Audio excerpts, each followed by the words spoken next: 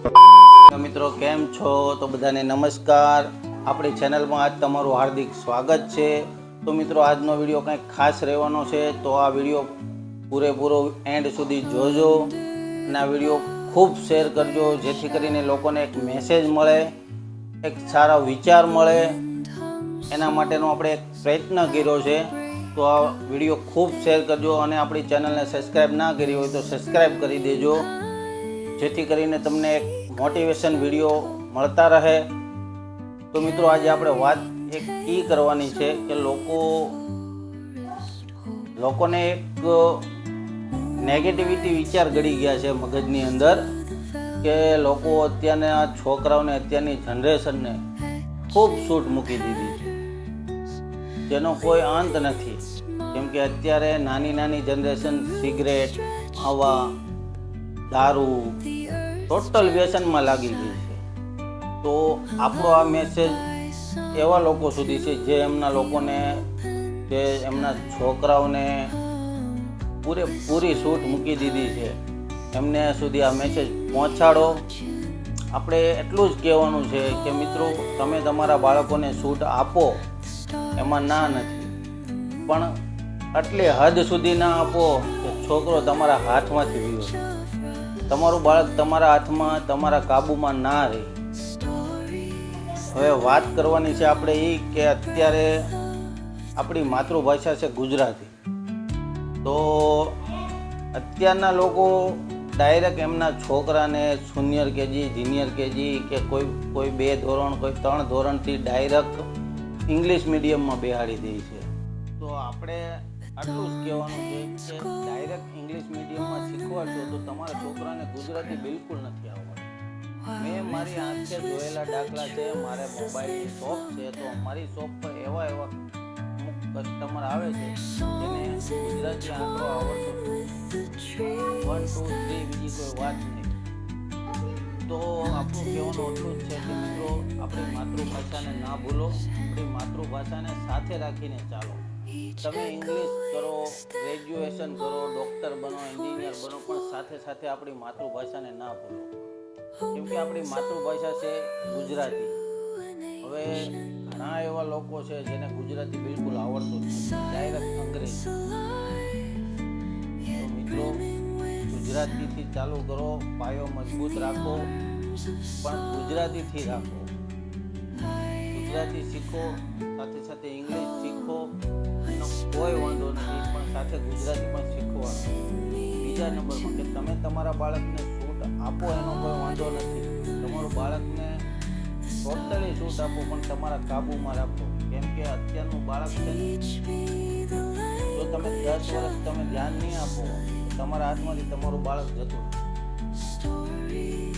તો આપણો એટલો જ મેસેજ છે કે તમે છૂટ આપો, પણ તમારું બાળક ક્યાં જાય છે, શું કરે છે, કોની સાથે રખડે છે, કેવા માણસોની સાથે રખડે છે, ટોટલ વસ્તુનું ધ્યાન તમારું હોવું જોઈએ. અત્યારનું માતા પિતા કોઈ જોતા જ નથી કે એનું બાળક ક્યાં રખડે છે, કોની સાથે રખડે છે, કેવા માણસોની સાથે રખડે છે. પછી બાળક અત્યારે બધા મોટા શોપિંગો થઈ ગયા છે, તો તેની અંદર ગલ્લા, ચાની હોટલો,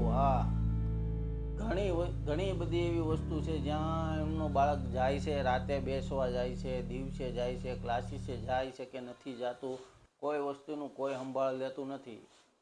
અંતે પછી એમનો 18 વર્ષનો કે 20 વર્ષનો દીકરો થાય છે અને ગુમાવી દે છે, જે એના કાબૂમાં રહેતો જ નથી.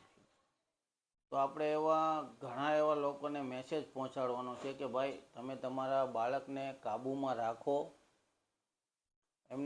એ શું કરે છે એનું ધ્યાન રાખો, કોને મળે છે, કોની સાથે રખડે છે, કેવા માણસોની સાથે રખડે છે, જેથી કરીને તમારું બાળક તમારા કાબૂમાં રહે.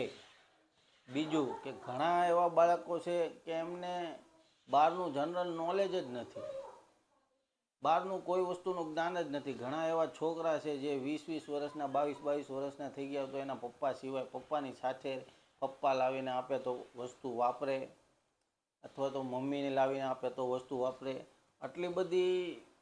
આટલું બધું દબાણે નહીં. તમારા છોકરાઓને થોડુંક જનરલ નોલેજ હોવું જરૂરી છે. સાથે સાથે ભણતર હોવું જરૂરી છે. અમુક લોકો તો 10 ધોરણ કે 5 ધોરણ કે 7 ધોરણ ભણાવીને છોકરાને ભણાવવાનું બંધ કરી દે. પરિસ્થિતિ નબળી હોય. પરિસ્થિતિ નબળી હોય તો એવું નથી કે કોઈ પ્રાઇવેટ સ્કૂલ, એમના માટે સરકારી સ્કૂલ બેસ્ટ છે. કેમ કે અત્યારના સમય 2025-24 જે સરકારી સ્કૂલમાં જે રિઝલ્ટ મળ્યું છે ને એ પ્રાઇવેટ સ્કૂલમાં રિઝલ્ટ નથી મળ્યું મિત્રો. તો તમે ભણાવો, ગણાવો, તમારા છોકરાને ગ્રેજ્યુએશન બનાવો, સાથે સાથે એનું ધ્યાન રાખો. કેમ કે આપણો તો એક જ નિયમ છે કે ભણશે તો આગળ વધશે, બાકી અત્યારે મજૂરી જ કરવી પડશે. તો તમારા છોકરાને કાંઈક બનાવવું છે, કાંઈક બિઝનેસ કરાવવો છે, કોઈ પણ વસ્તુ કરાવવી તો એના માટે ભણતર પહેલાં જોશે. હવે અત્યારે ટ્રેન્ડ છે કે લોકો વધારે પડતા બહાર જાય છે, તો એના માટે એને ભણતર પહેલાં જોશે.